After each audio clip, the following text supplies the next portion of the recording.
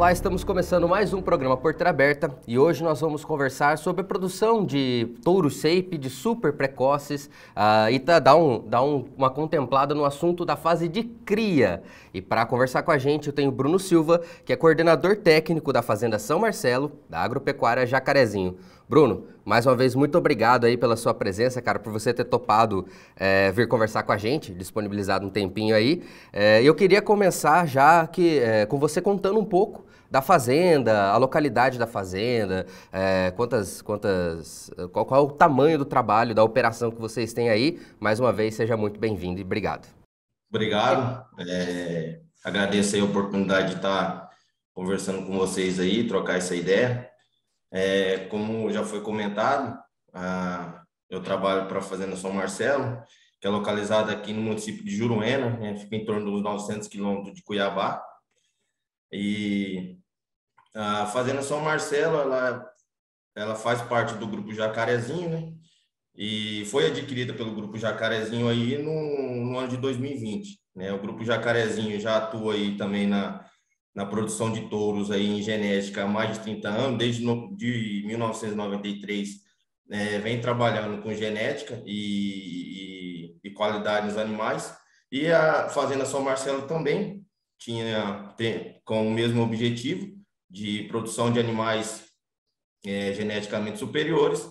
E com essa junção, né, o Grupo Jacarezinho hoje é o maior vendedor de touros do país, né? Então, assim, a gente tem fazendas hoje que está no bioma do Pantanal, então tem fazendas no município de Corumbá e no município de Coxim.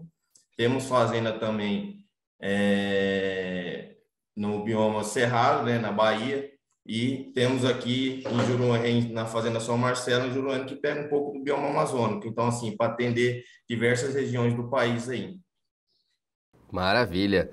Bom, ó, a gente tem uma referência da Agropecuária Jacarezinho em relação à precocidade sexual, igual você comentou, os animais, os touros, os filhos desses animais são reconhecidos pela precocidade sexual. Então eu vou colocar alguns dados aqui. O touro líder para a idade primeiro parto e perímetro escrotal do sumário da CIA de Melhoramentos 2022 é da Jacarezinho. Além disso, dos 10 primeiros touros líderes para essas características, 7 são da agropecuária ou filhos da agropecuária Jacarezinho, né? Eu queria entender um pouco, Bruno, e queria que você comentasse com a gente qual é o diferencial, o que vocês trabalham, qual é o foco de vocês, onde vocês miram para conseguir esses resultados. O grande objetivo nosso e que a Fazenda sempre investiu, o grupo sempre investiu, é precocidade, né? Então, a gente sempre investiu em animais precoces, tanto é que hoje, no grupo, 100% dos animais das novilhas são expostas aos 14 meses, a um ano de idade. Então, a gente... É um trabalho que vem sendo realizado, uma pressão de seleção de muitos anos, né? Igual eu comentei, vem de 30 anos. Então, o objetivo mesmo foi sempre buscar a precocidade aí como um marco, né, do grupo. Maravilha. Essa construção, né, ano a ano, faz chegar a essa excelência. Bruno, com foco em melhoramento genético em touros, aí vocês utilizam, tem um foco no gado shape. Você pode explicar um pouco para a gente o que seria o shape, do que se trata, né, essa categoria aí? Bom, o SAPE, por definição, né, ele é um certificado, definição do SAPE, né, ele é um certificado especial de identificação e produção. Então, é um documento que é gerado pelo MAPA, né, pelo Ministério da Agricultura, hein, fiscalizado e gerado pelo MAPA, no qual os animais que recebem essa certificação, né, eles são animais que têm um desempenho produtivo superior em relação ao rebanho, aos demais animais nascidos no mesmo período, né? Então, só recebem essas certificações 30% dos animais nascidos naquela safra que despontam em relação à produção é certificado com SAPE. Maravilha. E para produzir esse animal, vocês utilizam algum programa de melhoramento? Positivo. Hoje a gente faz parte do programa de melhoramento, que é a CIA de melhoramento. engloba várias fazendas e, e é o que, para quem trabalha com genética hoje, é essencial fazer parte de um programa de melhoramento genético. Perfeito. Quais são as principais particularidades aí que você pode citar? Bom, a gente tem diversos programas, diversas certificações, como acho que talvez a mais conhecida é a da BCZ, temos um outro programa, o PENT. Então, assim, a gente consegue ter vários sistemas para chegar nesse resultado. Qual a particularidade da CIA de melhoramentos que você poderia destacar nesse procedimento? Em relação a outros programas de melhoramento, você está... Exatamente, exatamente. Em relação à CIA de melhoramento, a gente tem, além de várias fazendas, de vários fazendas que fazem parte do programa, o qual aumenta assim, a acurácia, a, a competitividade de ter mais animais superiores no meio do sistema, ela tem algumas características que a gente sempre eleva, pensa na produção do animal, né? Não tanto características morfológicas e mais na capacidade do animal de produção, né? Então, assim, hoje a gente tem também tem um índice, por exemplo, que chama IFRIG, então a gente já prediz aquele animal já lá no abate, né? Já lá pensando no consumidor. Então, assim, característica mesmo que eu posso destacar é a gente pensar na produtividade, na produção do sistema. Maravilha. Aí, Bruno, só para a gente conseguir diferenciar aí, você explicar para o nosso pessoal de casa, quais as principais diferenças que você consegue destacar da diferença entre criar animais para corte e criar animais dentro de um programa de melhoramento com foco em melhoramento genético? Eu vejo que a diferença é muito nos processos, né? No processo é diferente desde o nascimento, né? Vamos colocar. Então, sim, os animais eles têm que passar por um cadastro, eles são lançados num software que é credenciado pelo programa de melhoramento. Então, no nascimento, os animais eles já são agrupados em lotes contemporâneos, ou seja, animais que nascem de preferência na mesma categoria, no mesmo período, né? Esses animais eles são agrupados, eles vão até a desmama, sem poder apartar lote. Esses animais eles têm que passar por peso, né, no nascimento, então a gente tem que fazer a pesagem desses animais no nascimento. Na desmama, a gente também tem que pesar esse animal, fazer uma avaliação genética. Que consiste essa avaliação genética? É avaliada a conformação do animal, precocidade, musculatura, umbigo. Essa pesagem tem que ser feita, o animal tem que ficar em jejum, justamente para não ter interferência de conteúdo ruminal e a gente saber que o que está pesando mesmo carcaça do animal. Então, a gente tem alguns critérios que a gente tem que seguir, né, para participar do programa de melhoramento. Bruno, só para voltarmos aqui, agora eu queria que você desse um pouco de foco, explicasse para a gente como a São Marcelo, como a Agropecuária Jacarezinho tratam da produção de novilhas super precoce. Vocês também são reconhecidos por essa produção e a gente gostaria de entender um pouco as vantagens que você enxerga no processo que vocês aplicam aí, certo? E posterior a isso, os desafios, né, as dificuldades que você tem, que vocês veem aí da produção de super precoce. Bom, as vantagens que a gente observa o aceleramento na produção, né? Pela diminuição do intervalo de geração. Então, se a gente pegar aí no Brasil, no grosso do Brasil aí, que as novilhas elas são expostas aí com 3 anos de idade, né? Ela vai parir com 4 anos de idade. Então, em 4 anos, ela me gerou um bezerro só no sistema, né? Quando a gente pula para 24 meses, né? Que já tem várias propriedades que realizam com essa categoria. Então, ela é exposta aos 24 meses, ela para com 3 anos, reconcebe para com 4 anos. Então, a gente tem aí 2 bezerros, já ganhamos um bezerro no sistema. Quando a gente pula para animais super precoces, né?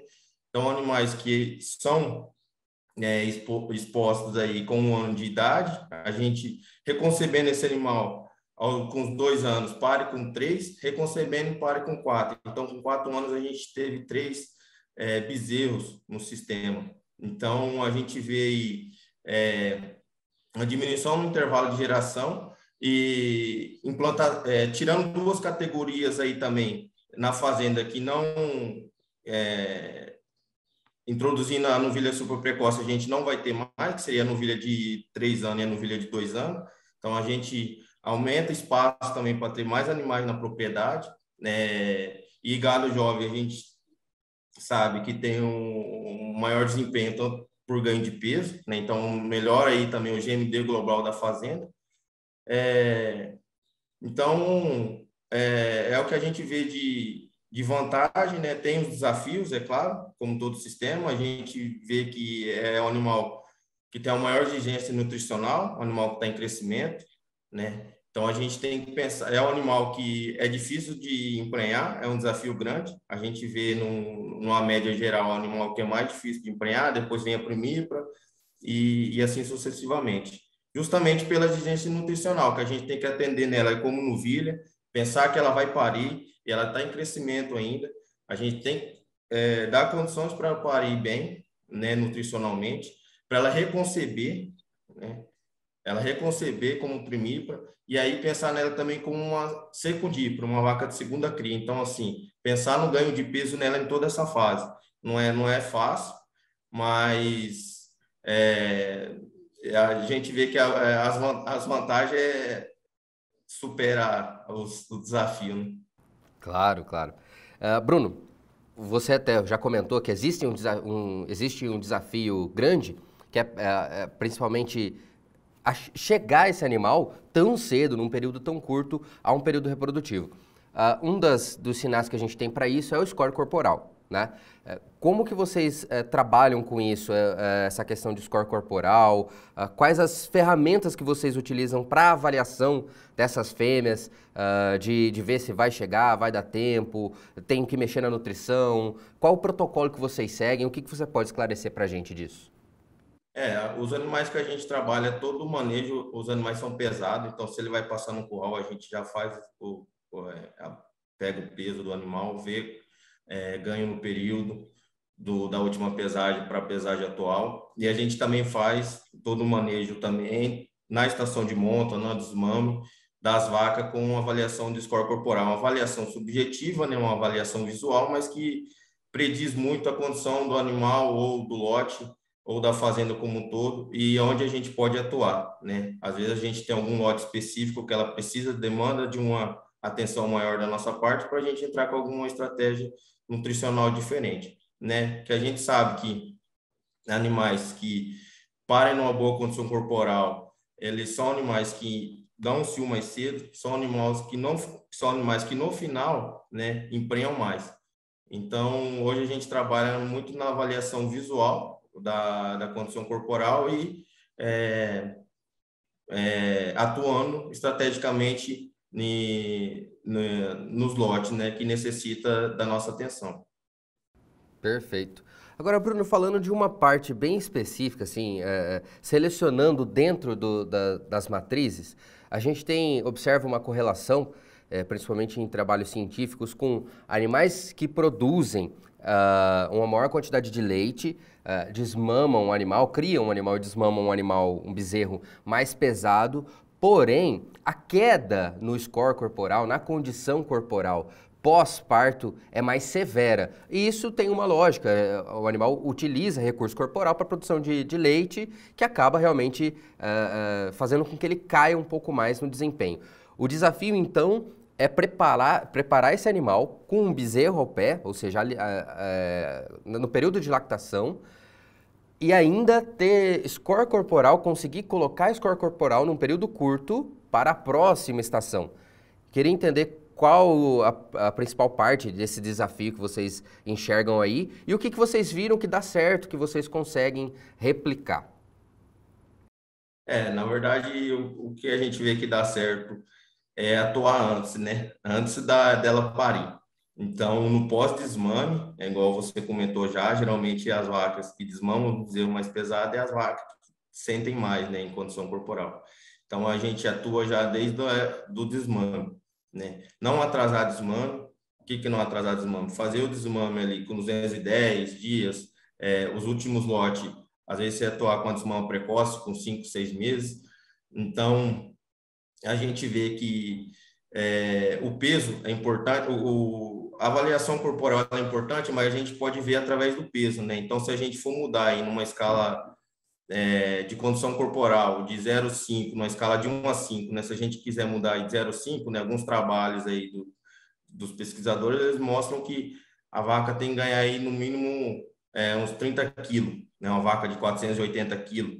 Então, é uma informação que a gente tem importante, porque, né? Se a gente desmama, a gente tem o peso da vaca no momento do desmame e a gente tem quando ela vai parir, né? Então, assim, a gente tem um período que ela vai ter para ganhar X pesos, X condição corporal, né? Então, aí a gente atua dessa forma.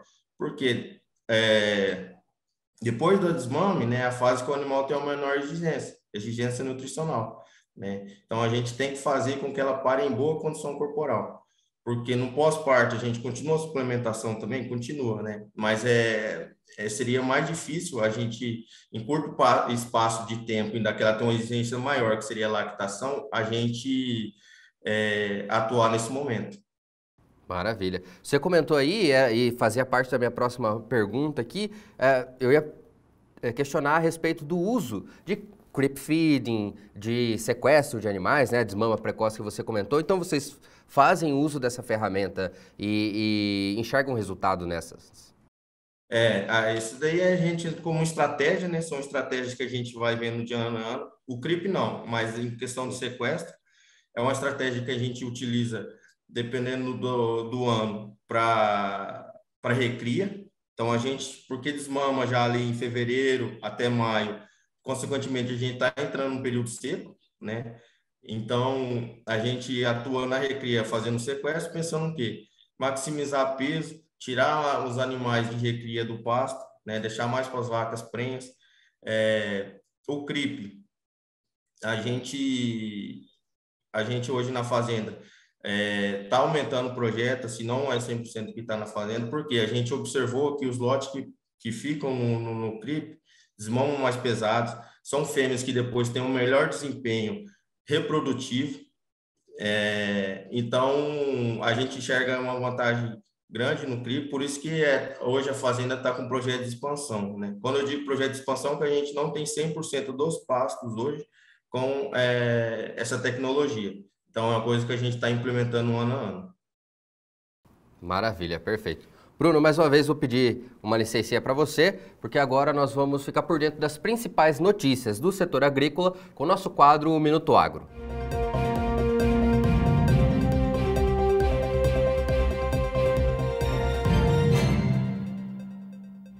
Novo recorde nas exportações para esse mês de agosto. Os produtos oriundos do setor do agronegócio atingiram a marca histórica de 14,81 bilhões de dólares no mês de agosto. Valor esse cerca de 36,4% maior do que o comparado com o mesmo mês de 2021. Esse volume garantiu ao setor agrícola a participação de 48,1% no total das exportações brasileiras, ou seja, quase a metade de tudo que o Brasil vendeu para o exterior foram de produtos do agro. Segundo a Secretaria de Comércio e Relações Internacionais do Ministério da Agricultura, Pecuária e Abastecimento, o destaque no tocante a valores e a quantidade de recordes para todos os meses ficaram para o milho e para a carne bovina in natura. O Parlamento Europeu quer proibir a compra de produtos de áreas contaminadas com desmatamento. O Parlamento da União Europeia aprovou o projeto que proíbe a importação de produtos obtidos a partir do desmatamento. A proposta ainda precisa ser votada e sancionada por todos os países que integram a União. E se aprovada, todos os produtos classificados como proveniente do desmatamento terão a comercialização vetada entre países da zona do euro. No texto é citada a proibição de importações dos seguintes produtos: cacau, café, madeira, milho, óleo de palma, soja e produtos de origem animal.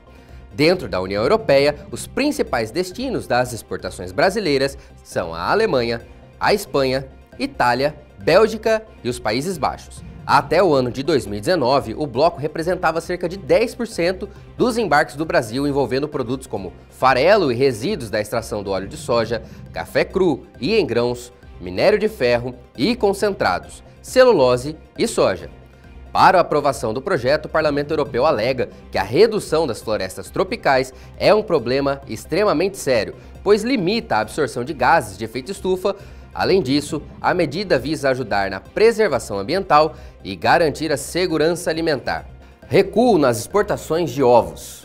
Um levantamento da Associação Brasileira de Proteína Animal mostra que os embarques de ovos no mês de agosto, considerando produtos in natura e processados, tiveram um recuo de 21,5% comparado ao volume exportado em 2021. Foram 446 toneladas, com receita de mais de 1,4 milhão de dólares. Mesmo com a queda no volume, a receita obtida cresceu 20,5% em relação ao mesmo período do ano passado. No acumulado do ano, entre os meses de janeiro e agosto, as vendas externas do produto somam mais de 16,2 milhões de dólares, um aumento de 61,7%. Em volume, a alta acumulada é de 13,5%, com exportações de mais de 7,5 mil toneladas. Os principais destinos continuam sendo os Emirados Árabes Unidos, que já importaram mais de 4,3 mil toneladas de ovos brasileiros, e o Japão, com 517 toneladas. Essas foram as notícias de hoje. Para continuar acompanhando o Minuto Agro, é só acessar a nossa plataforma de streaming, o agroplus.tv. Eu te vejo por lá.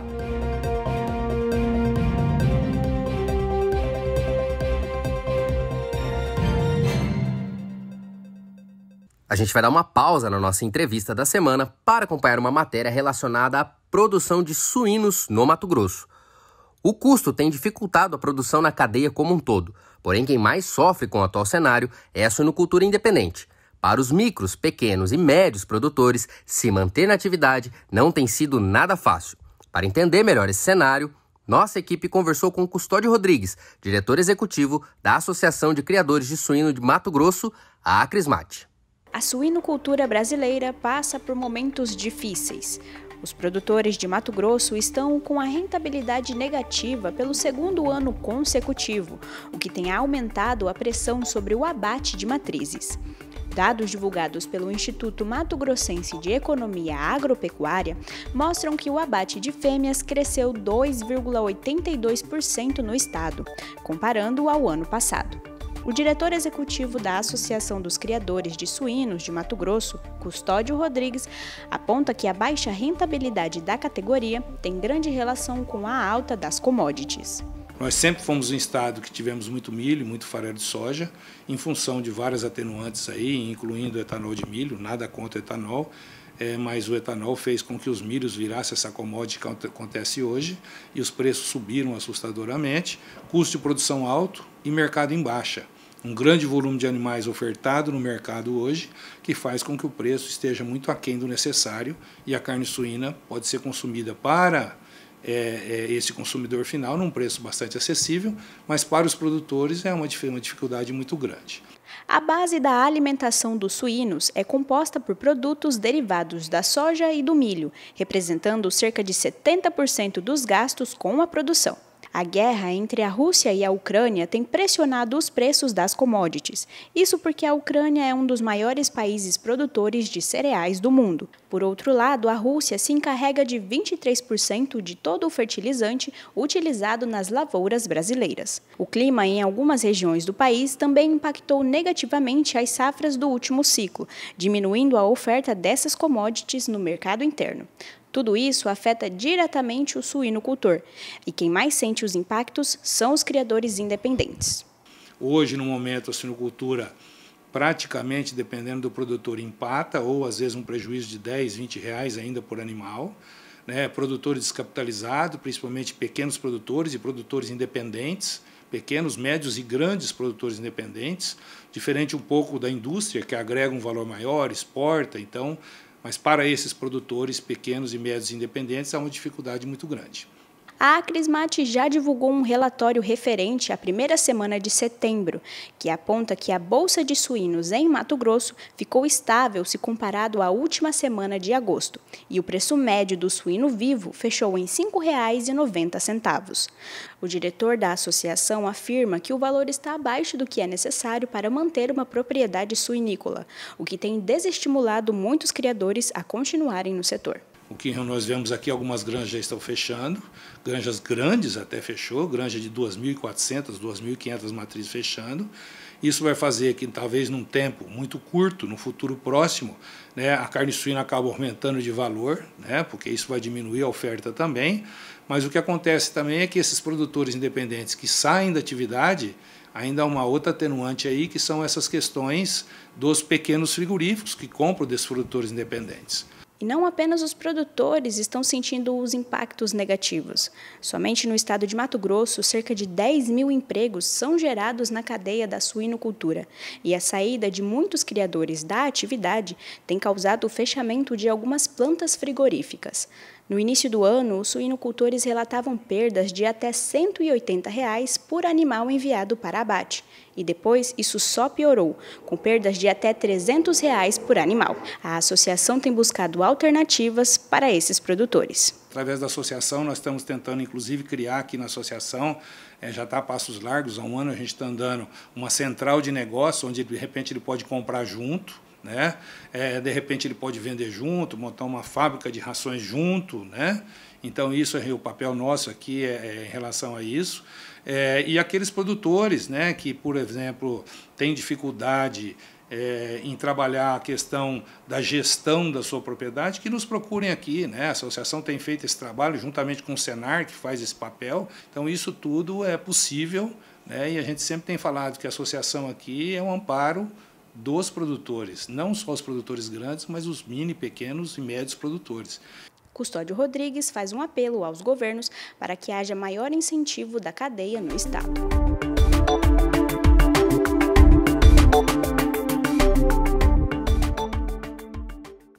Bruno, para a gente continuar aqui, falando de super precoce, quais os índices ou técnicos que vocês mais acompanham ou que chamam mais atenção na hora de introduzir esse sistema dentro da fazenda? O que você pode destacar para a gente de índice que vão sofrer impacto diretamente na hora de introduzir o super precoce na fazenda e que a gente tem que ficar atento? O que a gente vê o ganho maior aí seria a quantidade de quilos de bezerro desmamado aí na propriedade, né? Que é um índice final, vamos dizer assim, da quem mexe com cria. Seria tanto quantidade de bezerro desmamado como quilos de bezerro por vaca exposta, né? Então, essa é a conta final. A gente também, como eu falei, hoje é o gargalo, pensando já no prenhez, né, dos animais super precoces. Animais que têm um desafio maior, é difícil emprenhar, mas a gente vê hoje projetos que trabalham acima de 70%, né, de resultado de prenhez final, ao final da estação de monta. Nós da São Marcelo estamos trabalhando no índice de 77% da última final da estação de monta. Então, é um trabalho que a gente faz ano a ano, pensando em melhorar não só a taxa de prenhez, mas nascimento, garantir que esse animal vai nascer, depois que vai desmamar pesado, né? Então, que vai me dar o maior peso e maior quantidade de quilo por vaca que a gente expôs no sistema. Maravilha. Então esse seria o principal número aí para a gente observar numa produção de super precoce. Falando agora do protocolo de nascimento dos animais, eu queria que você explicasse um pouco se tem alguma particularidade. Por ser um animal direcionado a melhoramento genético, eu imagino que tem uma comunicação que deva ser feita de nascimento. Como que funciona isso? Os tratos normais, cura de umbigo, marca, brinco, o que vocês utilizam aí? Se vocês preferem tatuagem, brinco, marca a ferro, né? Qual é o protocolo mesmo de nascimento dos animais? Os animais que a gente vai alocando na maternidade, né? O piquete de maternidade é os animais que a gente leva aí por volta de 2 semanas, 1 semana perto do parto, né? Aí após o nascimento, a gente primeiro, a maternidade na fazenda propriamente dita, a gente faz a vistoria 2 vezes ao dia, que é super importante, fazer de manhã e de tarde. Nas novilhas super precoces, a gente trabalha com 4 visitas ao dia, né, que são animais que necessitam de um aporte maior da gente. Então, feito o nascimento, né, a gente espera garantir que o animal mamou o colostro, que é super importante, adquirir imunidade, que o animal adquire nessa fase do nascimento. Aí, após isso, a gente faz a cura do umbigo, né? Então, a gente faz a queima do umbigo. Um protocolo padrão que a gente faz após a queima do umbigo é a identificação desses animais. Então, esses animais eles já têm uma sequência numérica que o pessoal tem na maternidade, onde a gente usa uma letra que equivale à safra do ano, né? Então, a gente está na safra W aqui na fazenda, quer dizer que é animais que nasceu no ano de 2022, e ele tem uma sequência numérica. Essa sequência numérica, depois, além essa sequência numérica vai na tatuagem, então vai na orelha do bezerro, né? E lá na frente a gente coloca um chip eletrônico, né? Onde no manejo esses animais, ao passar no curral, a gente pelo chip eletrônico no sistema já dá qual que é animal que é, qual número que é, né? Hoje a fazenda ela tá num grupo que diminuição de marca-fogo, né? Então assim a gente não marca os animais pelo número, a gente tem um brinco de identificação, então o número que está na tatuagem vai para um brinco de identificação visual mesmo, que a gente utiliza para manejo. E todas essas informações a gente vai alimentando num banco de dados, num software, que é para comunicar ao programa de melhoramento genético. Então, ele sabe do animal que nasceu, qual o chip que ele tem, quando desmamar, todas as informações dele de peso, manejo sanitário que foi feito nesse período, do nascimento até desmamo. Então, a gente sempre alimenta numa planilha que coloca, a gente adiciona no software e o pessoal do melhoramento acompanha e tem esses dados. Maravilha. Então, as métricas são realmente essenciais para qualquer produção de algo mais tecnificado, tecnológico, né? E para o melhoramento genético. Você comentou a respeito da diminuição de marca-fogo aí na fazenda, que faz parte de um protocolo de bem-estar. A São Marcelo é reconhecida por isso também, por dar foco ao bem-estar animal. Eu queria que você comentasse outras formas que vocês atuam aí no bem-estar animal, no bem-estar animal da fazenda. Hoje a redução de marca-fogo a gente entrou forte agora, o grupo como um todo, né? A gente só faz a marca hoje que é obrigatória mesmo. A gente tem os cuidados são desde o nascimento, então o bem-estar a gente trabalha desde o nascimento. Hoje a gente faz parte aí de uma assistência técnica de um pessoal de bem-estar bem conhecido no Brasil, né, da equipe do professor Matheus Paranhos aí. Então a gente vem desde o nascimento, trabalha com manejo de curral também desde dos animais vindo do pasto para o curral e do curral para o pasto, manejo de curral. Então, é uma questão que a gente trabalha, né? Principalmente com equipe, treinamento também é essencial, né, no sistema. Então, a gente sempre está atualizando a equipe com treinamentos e mostrar para eles a importância, né? Não só pelo animal, né, questão do bem-estar, mas que isso traz um retorno econômico também para a fazenda. Perfeito. Para a gente terminar e caminhando aí para o final do nosso papo, Bruno, os pilares, então, para uma criação de animais melhorados, sendo super precoce ou não, é óbvio que o super precoce tem as suas diferenças, mas eu queria que você falasse umas 3 coisas aí que a gente pudesse colocar como princípios para a criação de animais melhorados e, posteriormente, para a criação de super precoce. Hoje eu vejo assim que a genética ela é super importante, né? Se a gente pensar aí que o animal ele precisa entrar numa fase que a gente chama de puberdade, né? Ele precisa ter uma primeira ovulação, vamos dizer, ele precisa entrar em puberdade e depois maturidade sexual, né? Levar uma gestação adiante, a gente pega e a gente não sabe quando que esse animal vai entrar em puberdade e maturidade. Isso ainda da interferência de manejo, né? Então, se o manejo for inadequado, isso pode levar 3 anos. Então, só com o emprego da genética na precocidade, a gente pode trazer isso para 1 ano, certo? Então, assim, o que eu vejo hoje muitos projetos, né? Para quem não trabalha com animais super precoces, eu vejo que investir em genética, mesmo que ele não pense em trabalhar com super precoce, já comece a investir em genética, né? Investir em genética agora, porque depois lá na frente, se ele resolve, né, que o sistema dele necessita introduzir essa categoria, ele já está avançado, né, geneticamente, vamos dizer assim. Então, ele precisa trabalhar outras questões sanitárias e nutrição principalmente, né? Mas a genética não é uma coisa fácil que ele vai conseguir da noite para o dia. Então, assim, é uma coisa que na minha opinião, seria a primeira coisa a ser trabalhada, né? E aí, é claro, como a gente comentou durante a entrevista, é trabalhar a nutrição, né? São animais extremamente exigentes nutricionalmente e que você tem que dar um aporte nutricional aí desde o nascimento, na desmama, até ela atingir a vida adulta. Então, é uma atenção grande que a gente tem que ter nessa parte. Perfeito. Bom, Bruno, a gente já está no final da nossa entrevista, mas antes eu queria que você falasse a respeito do leilão, né? Vai ter o leilão da Agropecuária Jacarezinho, dia 19 agora de setembro, com 200 touros à venda. Eu queria que você, é isso mesmo, né? Você confirmasse esses dados e que você explicasse a expectativa do leilão, o que a audiência pode encontrar de qualidade nos touros da Agropecuária Jacarezinho nesse leilão do dia 19.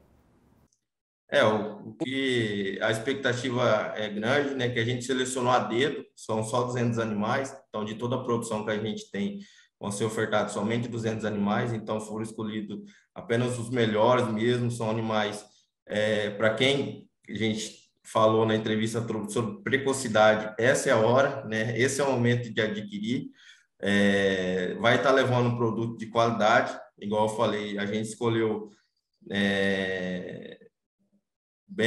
foi bem criterioso, né, para disponibilizar o melhor que a gente tem e levar e fazer a diferença no cliente, né? Então a gente pensa não só na venda, mas no pós-venda. Então vale a pena conferir, né, para quem principalmente queira começar a melhorar o gado aí em relação à precocidade no sistema de produção dele. Maravilha. Bruno, então eu queria te agradecer pela presença, cara, por ter topado vir conversar com a gente, disponibilizado um tempinho. Queria deixar um espaço aí agora para suas considerações finais. Quiser reforçar o convite do leilão ou tocar num assunto que a gente não abordou aqui, que você queria expor, mas já deixar meu muito obrigado aí e o convite para você voltar mais vezes, a gente conversar de outros assuntos também. Foi muito legal te receber e bater um papo contigo, cara. Valeu, obrigado mesmo. Obrigado, eu que agradeço a oportunidade da gente estar mostrando um pouco do trabalho que a Fazenda, o grupo desenvolve, né? Então, eu fico também aberto aí a convites. Precisando da gente, estamos aqui. E agradeço aí mais uma vez. Perfeito. Mais uma vez, muito obrigado. E se você gostou do programa, quiser rever ou assistir qualquer outro programa Porteira Aberta, é só acessar a nossa plataforma de streaming, o agroplus.tv. Eu fico por aqui, te espero no próximo sábado, no próximo programa Porteira Aberta. Até lá!